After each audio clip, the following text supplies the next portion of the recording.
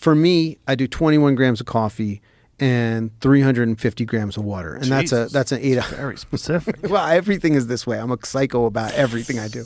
I mean, salting meat, I do it by the percentage weight. Everything's percentage weight for me. Really? You don't just like Salt Bay it? And... No. I mean, I do the Salt Bay after I weigh it first. You know, obviously. No, everything for me is that's the way you get great consistency, and that's the way you can really figure out what you did wrong and get it better is by adjusting it incrementally, right?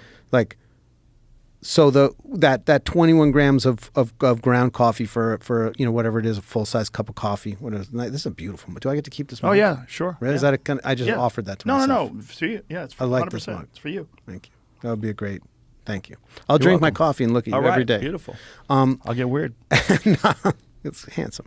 But so I take the first 100 grams of water and I pour it over. And then I go and I take I do some of my morning activities. Like before I start the shower, and then I come back and I finish the coffee with the other. How much 25 time grams. in between? Depends upon what I had for dinner the night before, really. Oh, It's so you take a shit. I take a shit and then I come back and I'm finished. But so like 15 minutes? Yeah, it could be any amount of time. It's just really it'll. I don't like to drink my coffee super hot, so I don't mind that extra time to cool it down a bit.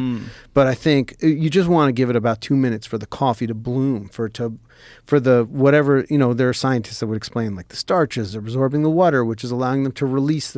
Because if you think about pouring coffee over, it's like little ground pebbles of coffee beans. You pour the water over, and you want the water to have a chance to leach out the flavor that's inside of the ground. And like espresso is really fast, and you grind it really, really fine, right? Whereas maybe French press is going to steep for quite a while, so you grind it quite a bit coarser. And so pour over maybe is somewhere in between, but it still needs a few seconds to steep. But that's what you prefer, the pour over. Yeah, I'm a pour over guy. I had a guy on my podcast many years ago, Peter Giuliano. Is that how you say his last name? He is like a legit coffee expert. Like I just started kind of getting into coffee, and I was like, well, there's got to be a guy out there that really knows coffee. And I got this guy on, and he gave me he's like a fanatic. What's